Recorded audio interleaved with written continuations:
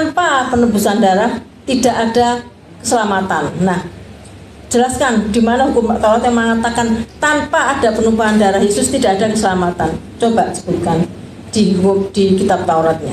Terima kasih. Silakan. Yang bilang di dalam Taurat ada keselamatan. Apakah kalian percaya bahwa dalam Taurat PL Perjanjian Lama itu ada pengampunan dosa? Jadi karena itu Tuhan tidak bisa jadi iblis gitu Pak ya? Silakan Pak. Tidak bisa. Silakan. Kalau tidak bisa jadi iblis, kenapa sih bisa jadi manusia Pak? Silakan. Karena iblis itu berdosa. Kedua kali saya tanya nih. Orang Kristen mana yang menulis tanah? Ini adalah tanah nih Pak. Mana? Siapa orang Kristen yang menulis ini Pak? Bapak tahu tanah kan? Tahu. Iya. Ini kapan disusunnya Pak? Pak, PL itu kitab apa sampai apa Pak? PL, silakan Pak. Kejadian sampai Maliaki. Nah, silakan. berarti kalau Ibrani di itu kitab apa Pak? Silakan Pak. Ini Perjanjian Baru. Silakan. Ya berarti kan bukan di PL, Ibrani. Silakan Pak. Tapi ini Alkitab kan, firman Tuhan kan. Silakan.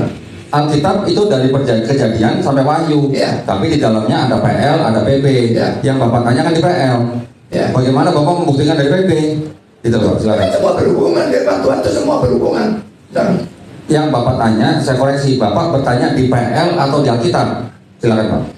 Saya tanya di PL ada pengampunan dosa atau tidak? Sebelum Yesus datang, ada pengampunan dosa atau tidak? Silakan. Saya Lukas 2 ayat 11, PB menjelaskan Yesus Kristus adalah Tuhan. Saya tanya kepada Pak Pendeta Budi Asali, jika Yesus itu adalah Allah, Pak Budi Asali harus jujur nih, Yesus itu pribadi kedua dari Trinitas bukan? silakan. Silakan. Saya belum selesai dengan yang tadi ya. Dosa sengaja dan tidak sengajanya di mana? Silakan. Iya, Yesus itu kan Allah. menambah dan mengalihkan. Nanti dulu ya. Nah, ini teruskan pertama. dulu, silakan. Iya, yang tadi kan, ini kan kita dari awal nih, Yesus Allah. Habis itu masuk ke konsep soteriologi, kan gitu. Padahal di dalam Tefarim di sana dikatakan Sema Israel, Hashem Elokeinu, Hashem Echad. Di PB Yesua yang adalah orang Hebrew Israel berbahasa Ibrani dikatakan dalam Markus 12 ayat 29, Fayaan utu Yesua risona lechol mitzvot Shema Israel Hashem Elokeinu Hashem Echad. Jadi kalau Yesus itu adalah Allah dalam perspektif Trinitarian Anda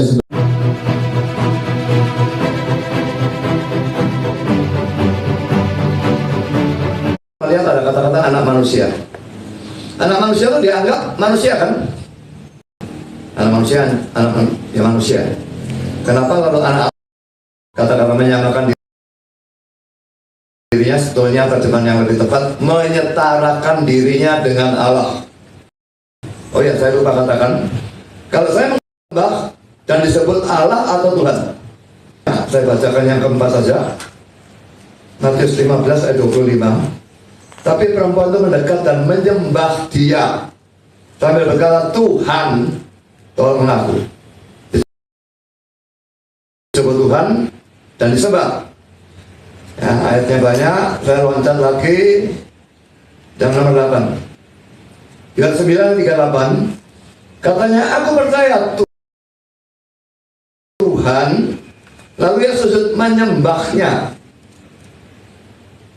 Jadi, baik Yesus maupun kitab suci tidak pernah menyalahkan orang-orang yang menyembah Yesus ini. Poin B, Yesus mau menerima sembah dan sebutan-sebutan itu dan tidak pernah menolaknya. Padahal Dia sendiri mengatakan bahwa kita hanya boleh menyembah Allah. Hanya boleh menyembah Allah. Tapi Dia sembah, Dia terima, Dia tidak malahi orang itu. Matius 14:10, maka berkatalah Yesus padanya, panjanglah iblis, sebab ada tertulis, engkau harus menyembah Tuhan Allahmu dan hanya kepada Dia saja engkau berbakti. Karena hanya itu jelas ditekankan ya. Hanya kepada Dia saja engkau berbakti, harus menyembah Tuhan Allahmu. Jadi sembah dan bakti itu hanya boleh kepada Allah. Dan kita melihat bahwa Rasul-Rasul menolak sembah. Dalam Kisah 10, 25-26, juga Kisah 14, 13-18. Lalu yang kedua, malaikat juga menolak sembah. Dalam Wahyu Mazmur 10 dan Wahyu 22 ayat 8 dan 9. Dan yang ketiga, Herodes karena mau menerima penghormatan ilahi dihukum mati oleh Allah. Dalam Kisah Rasul 12 ayat 20.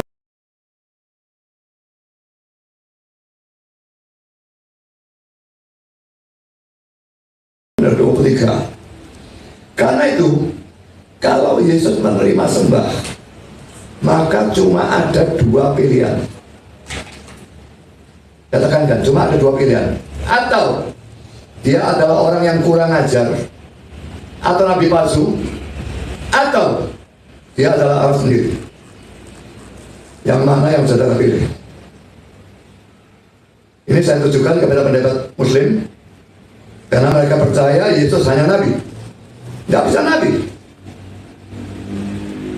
Dia mengatakan hanya bersembah Allah, dia sembah diterima.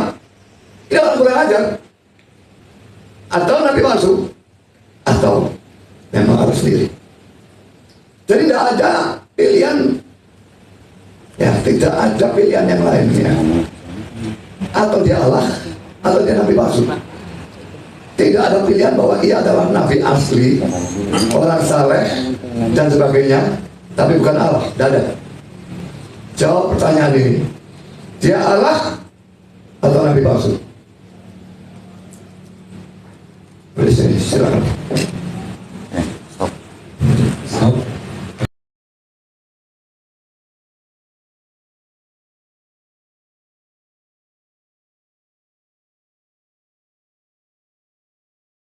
Baik, terima kasih tadi atas pembukaan Pak Budi Asali. Tapi yang saya perhatikan ayat-ayat Papernya tolong, belum berjalan tuh yang Muslim. ya. Baik, terima kasih atas pembukaan tadi yang diberikan oleh Pak Pendeta Budi Asali. Tetapi ngomong-ngomong, topik kita ini kan keselamatan ya Pak ya? Saya katakan kan percaya Yesus.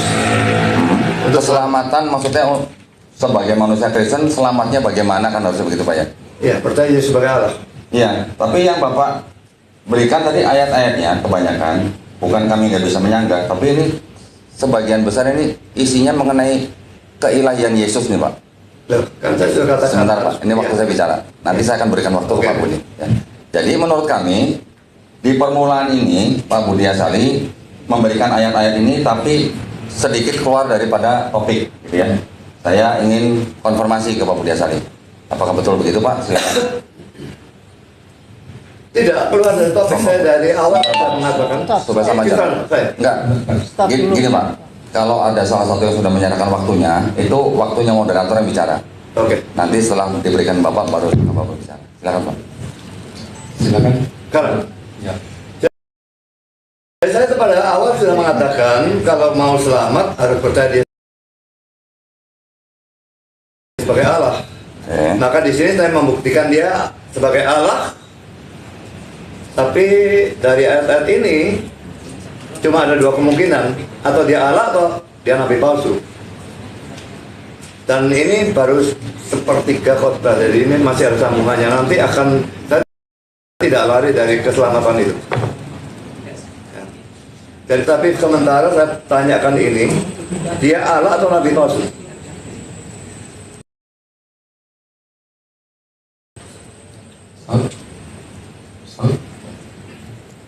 Mohon maaf Pak, kalau mau menyerahkan waktunya dengan kode silahkan gitu Pak. Iya, lupa. Sekarang silakan dari tim Muslim. Lanjutkan karena sudah diingat. Baik. Jadi sekarang ini saya ingin memahami bahwa Pak Pendeta Budi Asali ini ingin menuju ke topik keselamatan dengan memulai membuktikan keilahian Yesus dulu gitu ya Pak ya? Ya. Oke, baik. Kalau begitu, apakah sekarang saya perlu menyanggah bahwa Yesus itu bukan Allah? Atau kita mau bicara soal keselamatan Pak? Kalau kita bicara mengenai keilahian Yesus, 2 jam belum tentu kelar Pak masalahnya ini. Silakan Pak, coba. Nah, saya tadi kan sudah jawab ya itu ya. Jadi untuk selamat harus percaya Yesus itu Allah. Makanya itu saya singgung, ini tidak saya bahas panjang lebar. Setelah ini, poin kedua ini sudah ngomong penebusan. Silakan. Baik. Kalau begitu tadi Bapak ada pertanyaan, apakah Yesus Allah atau nabi palsu? Ya. Kalau dari kami, dari tim Muslim, jawabannya sangat mudah, Pak. Yesus bukan Allah.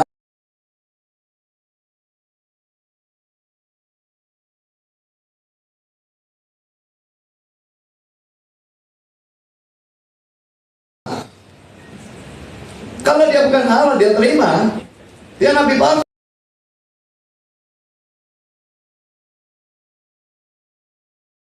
Dia tidak laksana, dia nabi asli. Atau dia Allah sendiri. Makanya pilihannya cuma dua. Silakan. Baik, kalau begitu saya ingin tanya, Pak. Kata menyembah yang dipakai di situ, kata aslinya apa, Pak? Silakan. Yang dilarang yang mana? Yang kata menyembah di situ. Nah, ya, ayat yang mana? Bapak kan tadi di Matius Matius 15:25. Silakan.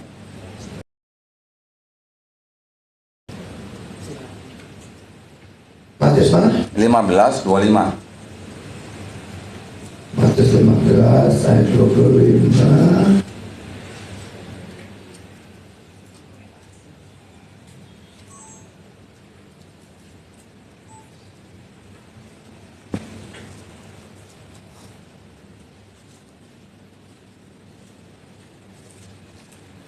Menyembah proskuneo. Proskuneo. Apakah proskuneo itu digunakan dalam arti menyembah Tuhan atau bisa menyembah atau sujud kepada manusia juga, Pak? Silakan. Bisa digunakan untuk menyembah manusia, bisa digunakan untuk menyembah Allah. Dalam perjanjian lama memang penyembahan terhadap manusia, malaikat dan sebagainya itu masih ditoleransi. Tapi sejak Yesus mengucapkan Matius 4 ayat 10 yang juga menggunakan kata proskuneo, tidak boleh.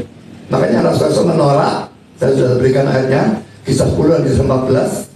Malaikat pun menolak, Herodes dihukum mati karena menerima. Jadi kembali pada pertanyaan saya, bagaimana bisa nabi asli? Dia melarang menyembah siapapun kecuali Allah. Dia disembah, diterima. Silakan. Baik. Kalau Bapak menanyakan hanya diberikan kepada dua pilihan, yang pilihannya Bapak yang buat, saya masih bisa berkilah kemana-mana, Pak. Tetapi saya ingin memastikan dulu, kalau Bapak bilang tadi proskuneo bisa dipakai untuk menyembah Tuhan Sang Pencipta dan juga untuk hormat kepada manusia, berarti itu belum jaminan langsung bahwa Yesus itu pasti Allah gitu. Pertama. Yang kedua, tadi Bapak mengatakan bahwa di dalam perjanjian lama orang menyembah manusia, ya manusia menyembah manusia dalam arti orang itu sujud kepada manusia, itu banyak sekali ayatnya. Ya. Dan kalau Bapak bilang tadi masih diperbolehkan oleh siapa, Pak? Dan yang melarang di perjanjian baru itu jadi siapa, Pak? Silakan, Pak. Dalam perjanjian lama tidak ditegur. Nyembah orang, nyembah apa dari ditegur. Tapi sejak Yesus mengucapkan kata-kata ini, maka ada kata hanya, maka tidak boleh lagi. Karena itu Petrus disembah, tidak mau. Paulus dan Barnabas disembah, tidak mau. Petrus mau, dihukum mati. Ya. Berarti yang mencabut larangan itu kan bukan Tuhan sendiri, Pak. Kalau begitu, Yesus. saya bicara nih, Pak. Iya, jadi yang melarang itu bukan Allah sendiri atau bukan Bapa sendiri. Sekarang kalau Bapak bawa Matius 4 ayat 10, di Matius 4 ayat 10 Yesus jelas-jelas mengatakan kepada iblis, kamu harus menyembah dan berbakti hanya kepada Tuhan Allahmu. Sebenarnya ini terjemahan juga terbalik. Harusnya Allah Tuhanmu. Saya punya Bible yang menerjemahkan dengan demikian. Jadi, kenapa kalau begitu iblis tidak menyembah Yesus pada waktu itu? Silakan, Pak.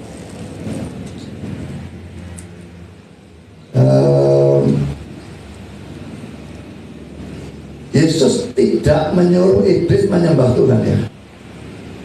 Iblisnya minta Yesus menyembah dia, maka akan diberikan kerajaan dunia dan sebagainya. Lalu Yesus berkata, "Enyahlah iblis, sebab ada tertulis," dan dia mengucapkan Alkitab ini, ya, engkau harus menyembah Tuhan Allahmu dan hanya kepada Dia saja engkau berbakti. Jadi sebetulnya tidak ada perintah apapun. Dan kami percaya Yesus itu Allah, dan dia berhak mengatakan seperti itu. Sebetulnya harus menyembah Tuhan Allah.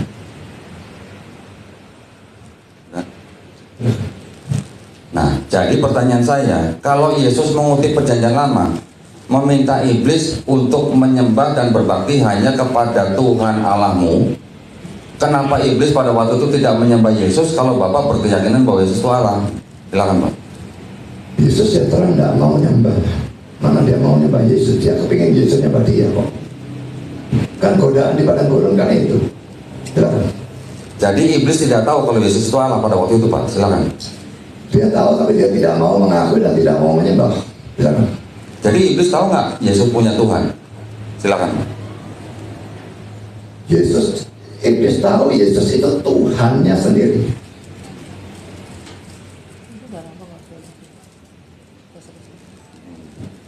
Udah Pak? Ya. Pakai silakan Pak. Jadi saya ngomong. Oh iya sudah. Nah, indikasinya apa Pak? Kalau iblis itu tahu kalau Yesus itu Allah sendiri gitu Pak. Silakan Pak. Iblis tidak mungkin tidak tahu. Dia kenal Yesus.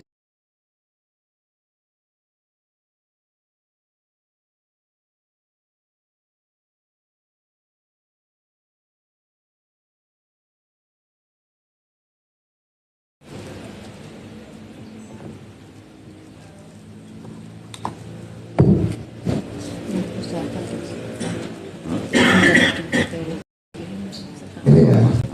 Jadi waktu dia orang kerasukan setannya yang ngomong setannya ya. Langsung ketemu dengan Yesus.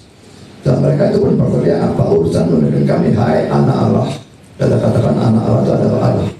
Adakah engkau kemarin itu menyiksa kami sebelum waktunya?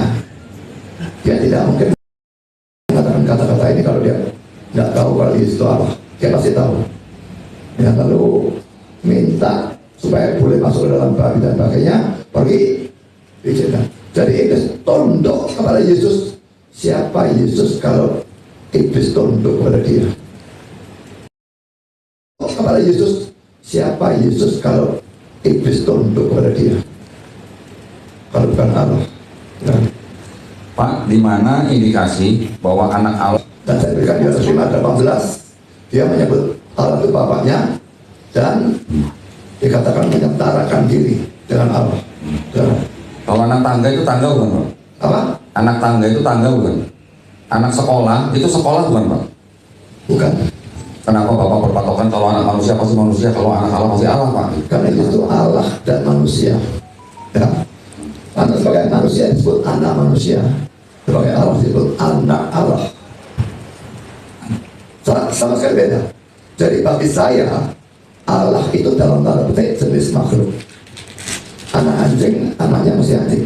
Anak manusia, manusia. Andai kata mereka bisa punya anak, anaknya malaikat. Nah, anak Allah itu Allah karena jenis makhluk. Tapi dia jenis makhluknya cuma satu. Silakan. Kalau Adam anak Allah juga bukan Pak? Daud anak Allah? Kata Tunggu anak. sebentar Pak. Ya. Jadi kalau Adam anak Allah disebut anak Allah, apakah Adam juga anak Allah? Apa Adam juga Allah juga? Kalau Daud disebut anak Allah, apakah Daud juga Allah juga? Apakah kalau Efraim disebut anak yang sulung, apakah Efraim juga Allah juga? Mohon Pak penjelasannya, silakan. Ayat dari mana Pak? Banyak. Banyak.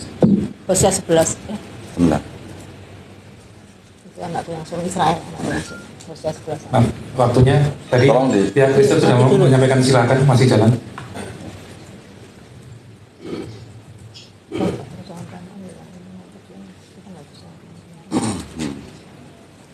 Hosea 11 aja ada anak. Hosea 11 aja. Israel anakku yang sulung. Hosea 11.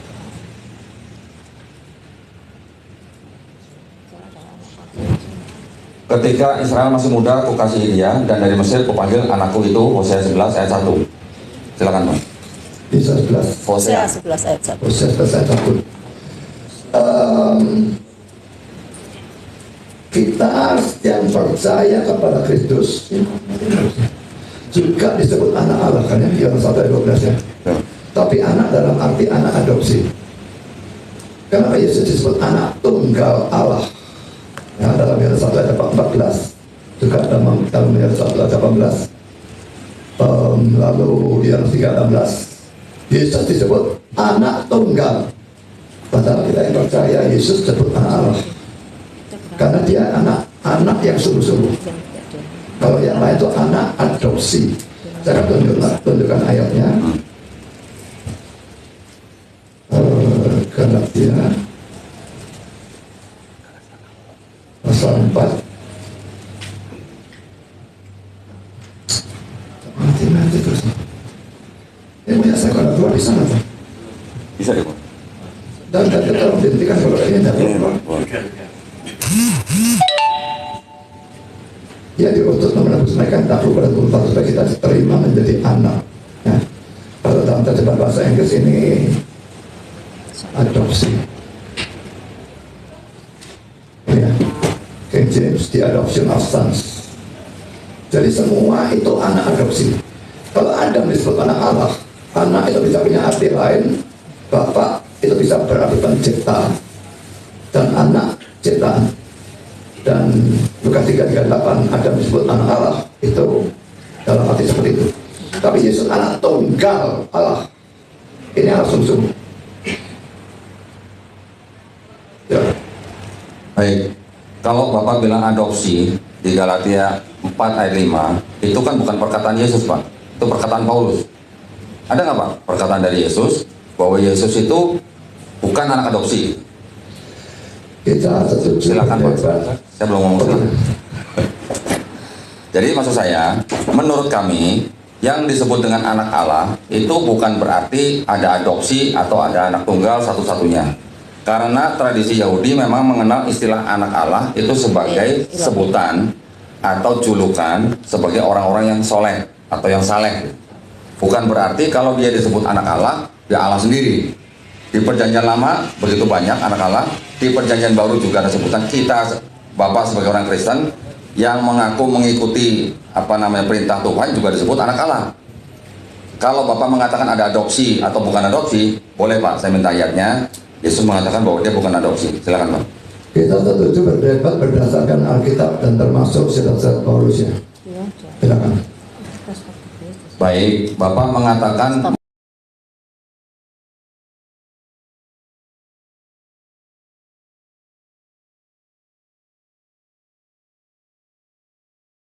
bisa sebutkan kepada saya, ada nggak Yesus pernah mengajarkan dosa waris? Silakan Pak.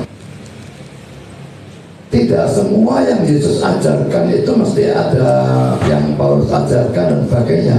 Tapi saya tidak percaya sedikit pun bahwa ada perbedaan antara ajaran Yesus dan ajaran Paulus. Kalau ada tolong ditunjukkan, tapi ini melebar kemana-mana, makin mama tahu. Justru itu Pak, Bapak silakan dulu Pak, sudah. Ya, Justru itu Pak, kalau Bapak mengatakan tidak ada yang berbeda dengan antara ajaran Yesus dengan Paulus, tadi saya baru minta ajaran Yesus.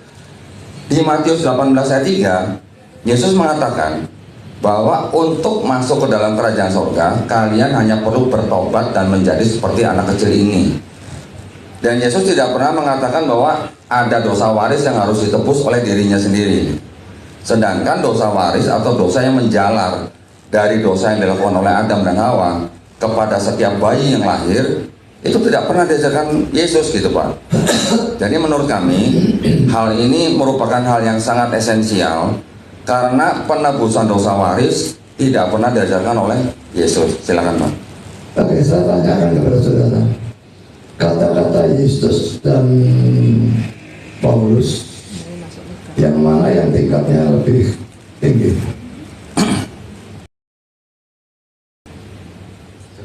Silakan. Menurut kami lebih tinggi Yesus Pak. Silakan Pak. Dua-dua adalah firman Tuhan ya. Selama itu masuk dalam Alkitab, ini adalah firman Tuhan, maka tingkatnya sama.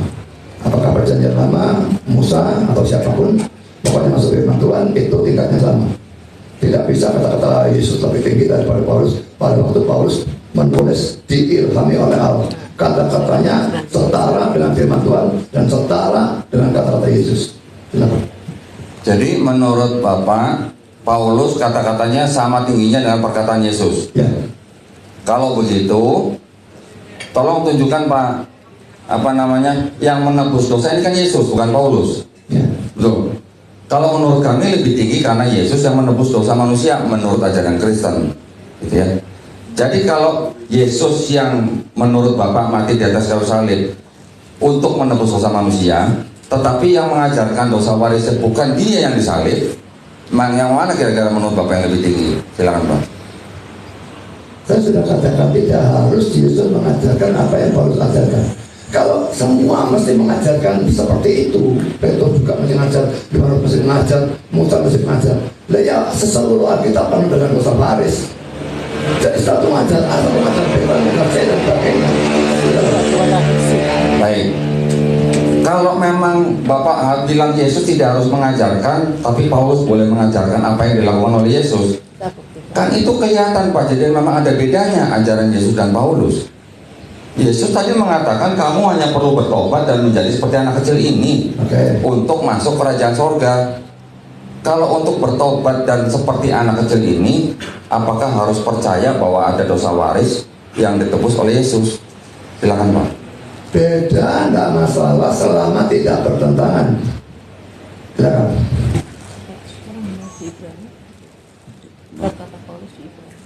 Oke, sebentar Pak. Sudah mulai? Ibrani 9 ayat 2. Ayat 22 Pak. Ibrani 9 ayat 22 dikatakan, dan hampir segala sesuatu disucikan menurut hukum Taurat dengan darah, dan tanpa penumpahan darah tidak ada pengampunan. Betul nggak? Menurut Bapak, ini betul nggak Pak? Silakan Pak. Betul, silakan. Betul menurut Yesus atau menurut Paulus Pak? Silakan. Ini bukan Paulus yang nulis. Silakan. Ibrani. Oh, ya memang bukan Paulus. Iya, Ibrani bukan Paulus. Saya senang kalau Pak Budi langsung bilang ini bukan Paulus yang menjawab itu. Jadi siapa Pak yang menulis ini Pak? Ibrani Pak, silakan. Tidak diketahui. Silakan. Tidak diketahui. Baik. Jadi ada kitab, ada sebuah buku di dalam kitab yang tidak diketahui penulisnya. Ini menjadi catatan kita gitu ya. Yang menjadi poin kami di dalam Ibrani 9 ayat 22 ini bertentangan dengan konsep penebusan dosa di dalam perjanjian lama. Ya Pak ya. Untuk itu saya akan minta waktu sebentar kepada Bu Etika untuk menjelaskan konsep penebusan dosa yang ada dalam perjanjian lama. Silakan Bu. Langsung aja start. Atau Pak Budi dulu mau menjelaskan soal penebusan. Ya, oke. Jadi Ibrani 9:22 saya tidak langsung ke 9 ya. Tidak apa? Jadi sedikit Ibrani 9 mulai dari kan Pak Budi tadi tidak boleh ngomong satu ayat langsung. Jadi saya satu perikop. Sekilas begini, Ibrani 9 itu berbicara tentang bagaimana ritual memasuki ruang Maha Kudus. Ya, jadi di bait suci atau di kemah suci kan selalu ada ruang kudus dan Maha Kudus. Dalam memasuki ruang Maha Kudus ini isi tentang Ibrani 9. Dalam memasuki ruang Maha Kudus itu adalah hak Kohen Gadol. Hak imam besar, anak-anak Harun ya. Nah, di situ disebutkan ritualnya memang harus menyembelih domba, mengorbankan darah ya. Kenapa?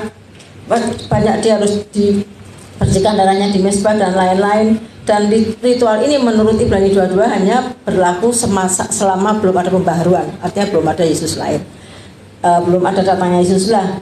Ibrani ini sebetulnya menceritakan ritual. Ritual ini sangat penting karena apa? Karena ruang Maha Suci itu di mana tabut perjanjian disimpan itu memang harus dengan cara yang ritual banyak. Kalau tidak ritual diikuti maka imam itu akan mati seperti ada dalam Abihu, Sabrina ada dalam Abihu di Imamat 10. Nah, di situ juga disebutkan bahwa Kristus mengganti bahwa Musa itu dengan datangnya Taurat itu selalu dengan korban darah termasuk pada saat ritual itu. Nah, ayat Ibrani itu menyebutkan pada akhirnya kesimpulannya di ayat 22 menyebutkan bahwa hampir dalam semua buku Taurat itu harus ada penebusan darah.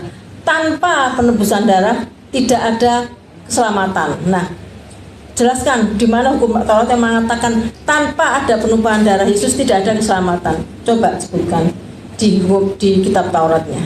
Terima kasih. Silakan. Yang bilang di dalam Taurat ada keselamatan untuk siapa? Silakan. Di Ibrani 22 coba Pak Budi, Pak Joni baca. Ini berani. Ibrani 9:22. Ibrani 9:22 di situ ada ayat paralel mengambil dari Imamat 17 ayat 11. Karena nyawa makhluk ada di dalam darahnya dan aku telah memberikan darah itu kepadamu di atas mezbah untuk mengadakan pendamaian bagi nyawamu, karena darah mengadakan pendamaian dengan perantaraan nyawa. Silakan Bang. Jadi kalian percaya bahwa dalam Taurat itu ada pengampunan dosa? Silakan. Itu kan disebutkan tanpa, yang disebutkan dalam Ibrani Pak, tanpa penumpahan darah tidak ada pengampunan. Menurut Ibrani begitu. Menurut Ibrani kalau tanpa penumpahan darah dalam Taurat itu nggak ada pengampunan.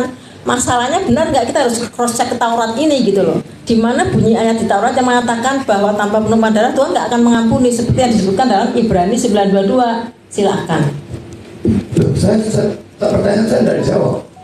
Apakah kalian percaya bahwa dalam Taurat PL Perjanjian Lama itu ada pengampunan dosa? Di PL itu ada yang namanya pengorbanan menggunakan hewan ya Pak ya. Kalau dia punya duit dia bisa pakai sapi atau lembu. Kalau kurang duit dia bisa pakai kambing atau domba.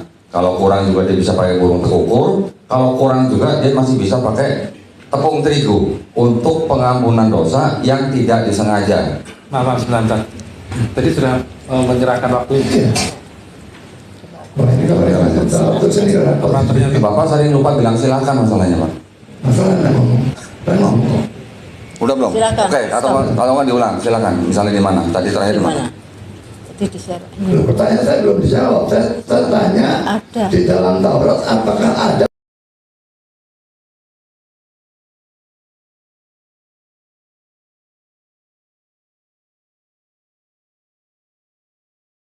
Jadi minta tolong buka yang saya yang pertama, nomor 2, yang screen nomor 2.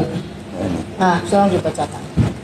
Imamat 5 ayat 14 sampai 15. Tuhan berfirman kepada Musa, apabila seorang berubah setia dan tidak sengaja berbuat dosa dalam sesuatu hal kudus yang dipersembahkan kepada Tuhan, maka haruslah ia mempersembahkan kepada Tuhan sebagai tebusan salahnya seekor domba jantan yang tidak bercela dari kambing domba, dinilai menurut sikal perak, yakni menurut sikal kudus, menjadi korban penebus salah. Terusin dulu, mau diserahkan atau? Oh ya, serahkan dulu Pak. Itu yang maksudnya gini. Saya tambah sedikit. Jadi penebusan darah itu hanya tidak, kalau Ibrani kan tanpa penumpahan darah. Kalau dalam Taurat itu penebusan darah itu hanya untuk dosa yang tidak disengaja, ya. Hanya untuk dosa yang tidak sengaja ya Pak. Nah, tidak sesuai dengan Ibrani 9:22 yang mengatakan bahwa hampir semua hukum Taurat harus dengan penumpahan darah. Tanpa penumpahan darah tidak ada pengampunan. Nah, ini tidak pas dengan Taurat. Silakan Pak. Oke, kita menafsirkan ayat itu harus diselaraskan ya, seluruh ayat Alkitab yang ada hubungannya. Makanya saya tadi tanya, dalam Taurat ada pengampunan, saudara jawab ada. Ya, saya akan tunjukkan Ibrani 10 ayat 4. Tolong kok tidak keluar sih. Sebab tidak mungkin darah lembu jantan atau darah domba jantan menghapuskan dosa. Lalu ayat 11 selanjutnya, setiap imam melakukan tiap-tiap hari pelayanannya dan berulang-ulang mempersembahkan korban yang sama sekali tidak dapat menghapuskan dosa. Jadi penulis Ibrani mengatakan dalam Taurat tidak ada pengampunan dosa. Kenapa dalam Taurat seolah-olah dikatakan ada pengampunan dosa? Karena itu adalah tipe, sesuatu yang saya kira orang Islam tidak ngerti. Dalam Kristen itu ada tipe dan anti tipe. Ya. Domba korban dan sebagainya itu tipe, dan Yesus itu anti tipenya, pengenapannya. Ini bayangannya, ini pengenapannya. Karena mereka percaya pada janji Tuhan ini, dianggap mereka percaya pada Yesusnya. Seandainya penebusan Kristus ini tidak ada, Yesus tidak mati, disalib dan sebagainya, mereka boleh korbankan 1 juta lembu, tidak akan diampuni. Jadi mereka diampuni karena Yesus menebus dosa, bukan karena korban itu sendiri. Lalu saya akan tunjukkan di Ibrani pasal 2.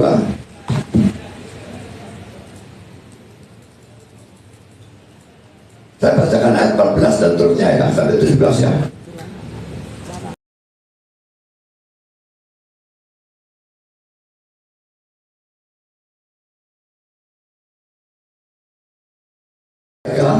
Sebab kematiannya yang memudahkan dia, yaitu iblis yang berkuasa atas maut.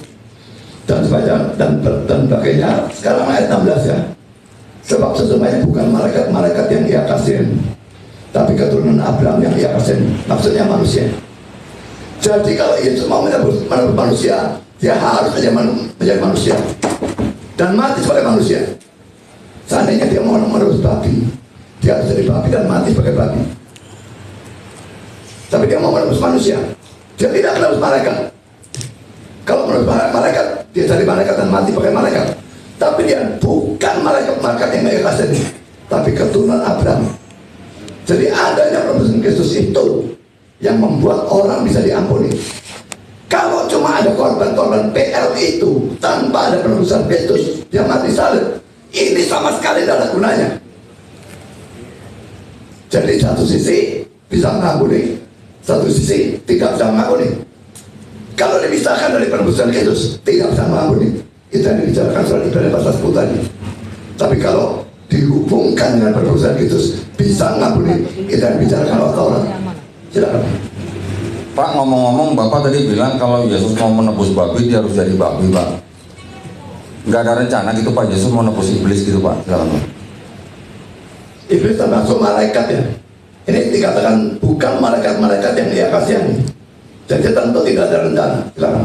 Jadi karena itu Tuhan tidak bisa jadi iblis gitu, Pak ya. Silakan, Pak. Tidak bisa. Silakan. Kalau tidak bisa jadi iblis, kenapa dia bisa jadi manusia, Pak? Silakan, Pak. Karena iblis itu berdosa, manusia tidak. Waktu itu Yesus jadi manusia yang suci. Tapi kalau jadi iblis, ya tak bisa, dosa itu. Silakan. Nah, tadi Bapak bilang manusia tidak berdosa gitu. Silakan, Pak. Yesusnya yang tidak berdosa ya, manusia tidak berdosa ya. Dosa itu bukan termasuk dalam hakikat manusia. Adam belum tentu dalam dosa, dia sudah namanya manusia kan. Jadi untuk jadi manusia tidak harus berdosa. Silakan. Jadi kalau bayi lahir harusnya tanpa dosa ya, Pak ya? Loh, enggak. Atau bawa dosa waris? Yesus itu tanpa dosa. Enggak. Yang lain dosa. Oke. Jadi kalau ini udah silakan ya, Pak ya? Ya akhirnya soalnya Enggak. Potong tidak repot jadi. Makanya kan kalau saya kan selalu ngomong silakan. Moderatornya juga harus Ya, ini ya. nih, lebih ini. Jadi kalau begitu, Pak, kalau Bapak bilang yang lahir tanpa dosa hanya Yesus, itu Pak ya? Ya. Si Paulus nggak tahu kalau Yesus itu lahir bawa dosa waris atau enggak. Silakan, Pak. Tentu dia tahu, tapi dia tidak perlu ngomong. Kalau dia boleh ngomong, dia boleh ngomong. Tidak harus orang ngomong. Dosa waris sudah ada dalam Mazmur 51 ayat 7. Ya. Sayang Pak waktunya Pak, kalau nggak Bapak ngomong silakan. Mazmur berapa tadi, Pak? Apa? Mazmur berapa tadi? 51 ayat 7. Mengenai Daud yang sudah di dalam kandungan sudah berdosa gitu. Ya. Itu kan dosa ibunya, Pak, bukan dosa Daudnya. Batsebanya kan hamil. Bukan. Oke, enggak, itu selingan aja. Baik, saya belum mau silakan, saya belum mau silakan. Saya tadi hanya konfirmasi aja. Jadi begini, Pak. Kalau Bapak bilang mengajarkan dosa waris, padahal yang mengajarkan itu Paulus, sedangkan Yesus tidak pernah mengajarkan dosa waris. Terus tadi saya tanya, kalau anak manusia lahir bawa dosa waris, cuma Yesus yang lahir tidak bawa dosa waris, gitu Pak ya. Terus Bapak tadi juga menyinggung-nyinggung bahwa sudah dinubuatkan bahwa Yesus memang harus mati untuk menebus dosa manusia, begitu Pak ya. Itu kan menurut PL Pak ya. Pertanyaan saya, yang menulis PL ini Kristen atau bukan Pak? Silakan Pak. Tuhannya Elohim Tuhan. Kristen mana Pak yang nulis tanah Pak? Silakan. Tolong. Tanah. Ini Pak. Ya, saya ngerti, tidak ada. Kalimatnya saya tidak dengar. Kristen mana yang menulis tanah ini Pak? Silakan Pak.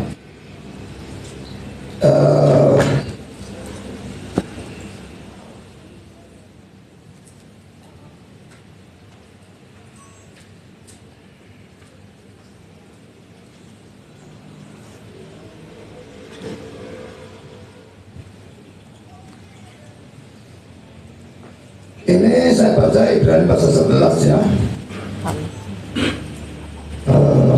Ayat 24, 25, 26 ya. Karena iman maka Musa, ini penulis tanah juga kan ya. Setelah dewasa menolak disebut anak putri Firaun. Karena ia lebih suka menderita sengsara dan mengalah daripada untuk sementara menikmati kesenangan dari dosa. Dia menganggap penghinaan karena Kristus sebagai kekayaan yang lebih besar daripada semua harta Mesir, sebab pandangannya ia arahkan kepada upah. Jadi Musa disebut menganggap penghinaan karena Kristus. Jelas dia disebut dianggap sebagai orang yang percaya kepada Kristus yang akan datang.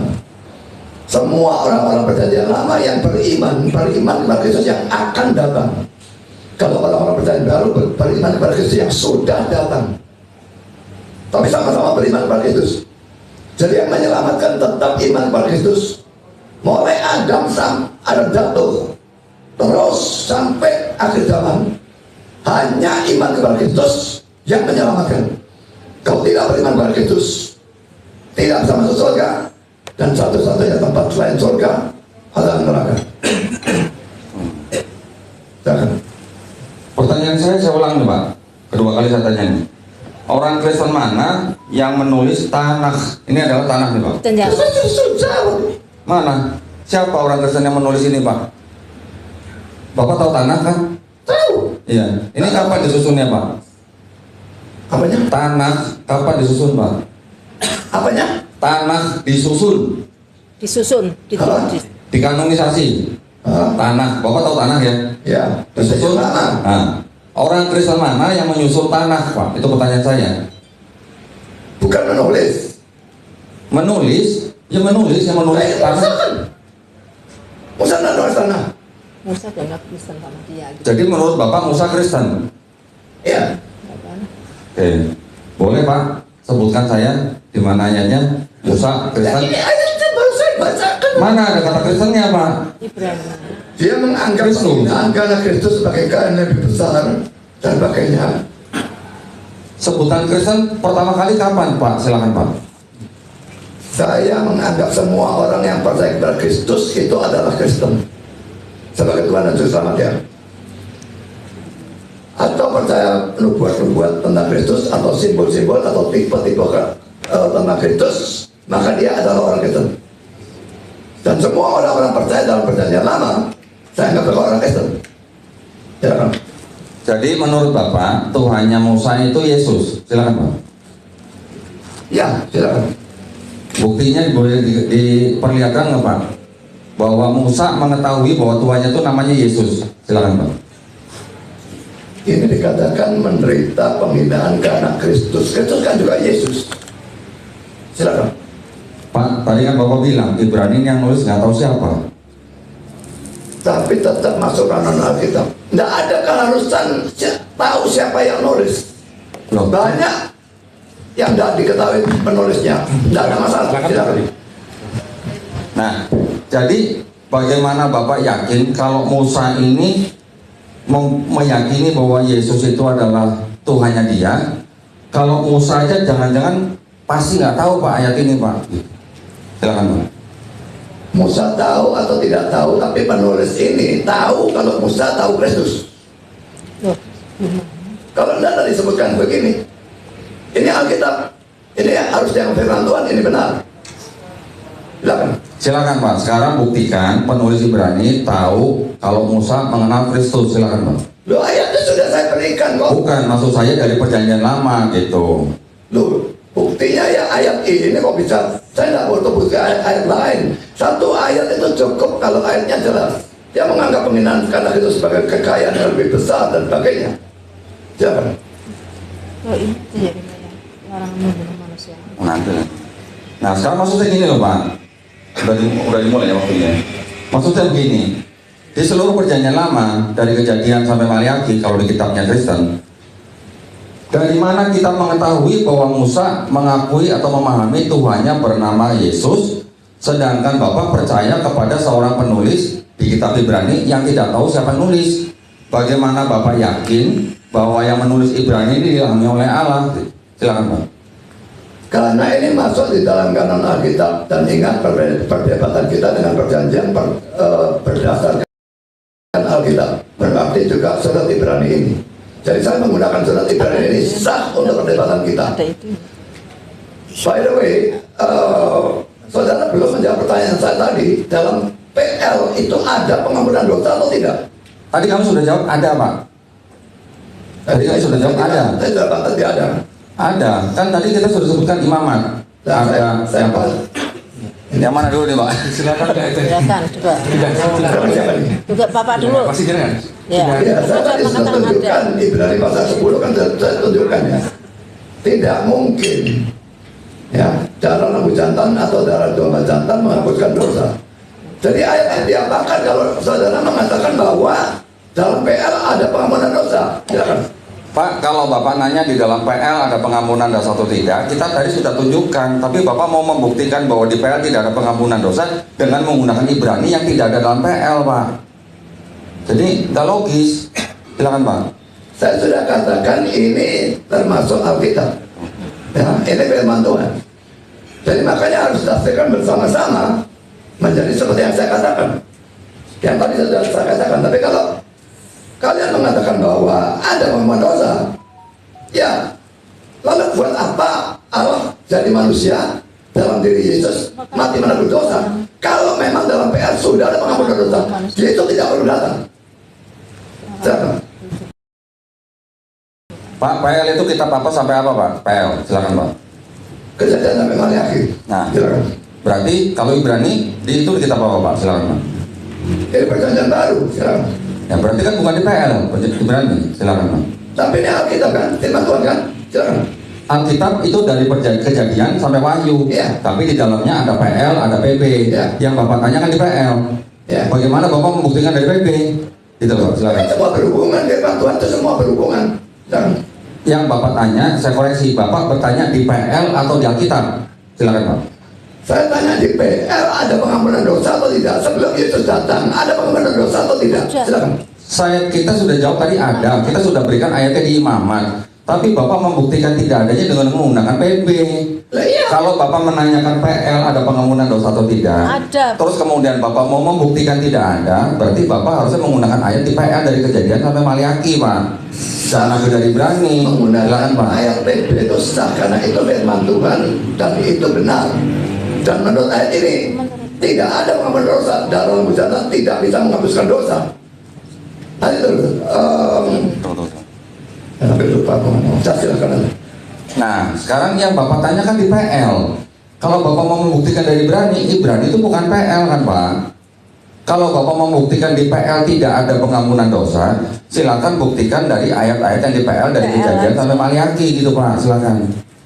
Saya tanya, ini ayat yang saya, ini kok ayatnya terus tidak ada, Pak? Ayat ini firman Tuhan ya atau tidak? Silakan. Mudah-mudahan. Iya.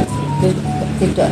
Kalau Bapak bertanya kepada kami yang Muslim, ayat yang di Ibrani itu firman Tuhan atau bukan? Kami katakan bukan, karena yang nulis siapa aja nggak tahu, Pak. Silakan, Pak. Kalau bukan kok mau menjadikan dasar debat kita ini seluruh Alkitab termasuk surat Ibrani? Silakan. Justru kami mau membuktikan bahwa itu bukan dari Tuhan. Coba dibuka ini, Pak. Tadi kan dikatakan bahwa ada pengampunan dosa untuk penebusan darah hanya untuk dosa yang tidak disengaja, itu disebutkan tadi dalam imamat. Kemudian yang bahwa larangan atau Taurat itu melarang membunuh manusia, mengobrolkan manusia. Jadi Yang di mana? Yeremia yang punya saya. Oh, Nah, yang nomor 4. Nah, satu lagi. Larangan. Nah, coba dibaca. nah, Yeremia 32 ayat 35. Mereka mendirikan bukit-bukit pengorbanan untuk Baal di lembah Ben Hinnom untuk mempersembahkan anak-anak laki-laki dan anak-anak perempuan mereka kepada Molok sebagai korban dalam api. Sekalipun aku tidak pernah memerintahkannya kepada mereka, dan sekalipun hal itu tidak pernah timbul dalam hatiku, yakni hal melakukan kejijikan ini sehingga Yehuda tergelincir ke dalam dosa. Saya tambahkan sedikit ya, Pak. Jadi Taurat itu melarang pengorbanan manusia dalam bentuk apapun, entah itu Tuhan, entah apa. Itu yang nulis Bapak kan yakin, yang menulis Perjanjian Lama itu kan juga Tuhannya Bapak, ya, tapi seperti Bapak. Pertama, yang kedua, dosa penebusan itu hanya untuk dosa yang tidak disengaja dalam Perjanjian Lama. Kalau dosa itu disengaja ya harus bertobat, harus menangis, harus nanti biar Pak Dondi yang menyebutkan di Yesaya 1. Jadi hanya untuk dosa yang tidak sengaja itu harus menyembelih domba. Tetapi disebutkan di ayat di Imamat 5 imamat 5, apa itu dosa yang tidak sengaja, misalnya menginjak kotoran, bersumpah, tidak sadar bersumpah, itu dosa kecil dan itu bisa diganti dengan korban darah. Kemudian kalau tidak, orang itu nggak punya lembu, gimana kalau nggak punya, kan nggak semua orang punya darah lembu ya, itu disebut di imamat 5, 7-13. Jika kamu tidak punya domba untuk mengorbankan darah, maka boleh kamu mengorbankan burung tekukur atau merpati. Tapi jika kamu tidak punya burung merpati atau tekukur, kamu boleh mengorbankan dengan mengganti 1/10 eva tepung terigu. Jadi tidak harus begini loh Pak. Dalam Ibrani 9:22 kan disebutkan begini, gudeg adalah satu-satunya makanan. Tanpa gudeg kamu tidak bisa makan. Nah, sementara sebetulnya dalam imamat ini adalah gudeg hanyalah salah satu makanan. Kalau kamu tidak bisa mampu beli gudeg, ya mau beli nasi goreng ya boleh, mau beli pohong ya boleh. Artinya dalam imamat itu tidak dikatakan bahwa tanpa pengampunan tidak ada pengampunan, karena dosa avodas hadam atau korban darah binatang hanya untuk dosa yang tidak disini atau tidak disebutkan Pak Dondi di imamat. Juga hanya itu bisa diganti dengan yang lain kalau tidak punya domba. Jadi salah kalau Ibrani mengatakan tanpa pengampunan, tidak ada pengampunan. Itu hanya sama kok, ngomongnya beda gitu loh. Ya, itu yang terus bisa dilanjutkan dengan Yesaya 1:18. Yesaya 1 ayat 16-18. Karena basuhlah, bersihkanlah dirimu, jauhkanlah perbuatan-perbuatan jahatmu dari depan mataku. Berhentilah berbuat jahat, belajarlah berbuat baik, kendalikan orang-orang kejam, belalah hak anak-anak yatim, perjuangkanlah perkara janda-janda. Baiklah, marilah kita berperkara. Firman Tuhan, katanya ini Pak ya, jikalau dosamu merah seperti kirmisi, akan putih seperti salju. Jikalau dosamu merah seperti kain kesumba, akan putih seperti bulu domba. Dari mulai basuhlah dan segala macam, berhentilah berbuat jahat, belajarlah berbuat baik. Itu artinya orang bangsa Israel disuruh bertobat, maka dosanya yang merah seperti kirmisi atau kain kesumba bisa putih menjadi seperti salju atau bulu domba. Itu bukti bahwa di dalam perjanjian lama ada pengampunan dosa dengan bertobat. Kalaupun dengan menggunakan hewan atau darahnya hanya darah hewan, bukan darah manusia gitu. Dan itu untuk yang tidak sengaja. Kalau untuk yang hewan dengan sistem korbanot itu untuk dosa yang tidak disengaja. Tetapi yang dengan bertobat dan segala macam yang tadi saya sebutkan Yesaya 1 ayat 16-18 itu bukti bahwa ada pengampunan dosa dengan bertobat. Tidak perlu ada orang yang harus mati di atas kayu salib. Silakan Pak. Yang dosa sengaja tidak bisa diampuni, dosa tidak sengaja bisa diampuni, tolong berikan ayatnya, silakan. Kok dosa sengaja tidak diampuni Mas? Jadi begini Pak, intinya begini dalam Taurat imamat. Ayatnya. Ya. Ya itu lembu tadi, jika suatu yang dosa tadi, yang korbanot untuk yang ini biar dianu. Ya, jadi dosa yang tidak bisa diampuni itu menghujat Roh Kudus. Nah, saya tertarik dengan perspektif dari Pak Pendeta Budi Asali ya, terkait masalah pertama yang saya simak keilahian, terus nyampe ke mana lagi itu. Di Kristen diajarkan satu konsep teologi yang dikenal sebagai subteologi. Nah, ini lawannya saya ini, mantap. Lukas 2 ayat 11, PB menjelaskan Yesus Kristus adalah Tuhan. Saya tanya kepada Pak Pendeta Budi Asali, jika Yesus itu adalah Allah, Pak Budi Asali harus jujur nih, Yesus itu pribadi kedua dari Trinitas bukan? Silakan. Saya belum selesai dengan yang tadi ya. Dosa sengaja dan tidak sengajanya di mana? Silakan. Iya, Yesus itu kan menambah dan mengalihkan. Dan nanti dulu ya. Nah, ini pertama. Dulu silakan. Iya, yang tadi kan ini kan kita dari awal nih, Yesus Allah, habis itu masuk ke konsep soteriologi, kan gitu. Padahal di dalam Tefarim di sana dikatakan Sema Israel Hashem Elokeinu Hashem Echad. Di PB Yesua yang adalah orang Hebrew Israel berbahasa Ibrani dikatakan dalam Markus 12 ayat 29, Fayaan utu Yesua risona lechol mitzvot Shema Israel Hashem Elokeinu Hashem Echad. Jadi kalau Yesus itu adalah Allah dalam perspektif Trinitarian Anda sebagai untuk kedua kalinya belum Silakan. Untuk kedua kalinya pertanyaan saya tidak dijawab dari ibu tadi itu. Apa pertanyaannya, Pak? Mungkin nanti bisa Dosa sengaja dan dosa tidak sengaja. Ya, kalau itu di stop dulu. Stop semua. Stop semua. nanti kita tunggu Bu Etika, Pak ya. Tapi ini kalau ada pertanyaan dari kami, nanti Bapak boleh jawab. Ya. Nanti kita juga akan ingatkan moderator harus ingatkan Bu Etika untuk menjawab. Iya. Gimana Pak? Bersedia nggak Pak? Banyak pikirannya ini omongan ke sini itu mengalihkan ya. Benar. Jadi sebetulnya itu dituntaskan dulu, baru ngomong yang lain ini jadi lari. Ya, yang kami tunggu yang tadinya. Atau kita ambil tadi ada coffee break 15 menit dulu. Iya boleh. Ah, gitu juga boleh. Kita coffee break dulu karena Ya, ada satu biar nggak tegang Pak.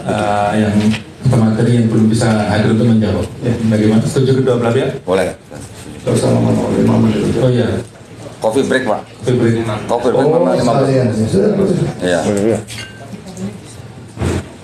Ya, kalau gitu Ya, silakan. di stop, nanti dimulai lagi, dilanjutkan jam berapa? 15 menit, ini jam 21.05, nanti kita lanjut lagi di 21.20. 9.20. Ya, 9.20. Baik.